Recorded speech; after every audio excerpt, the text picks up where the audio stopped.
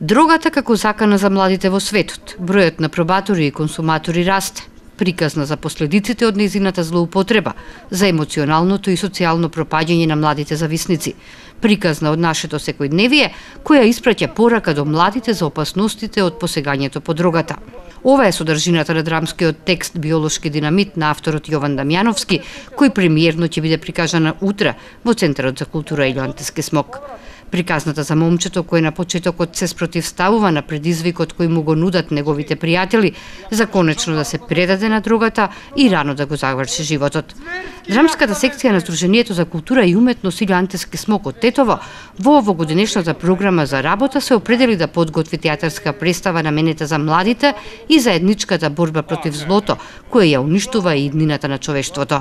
Како што вели авторот, ова представува поука за младите за опасностите кои ги носи љубопитноста и посегањето по белото зло.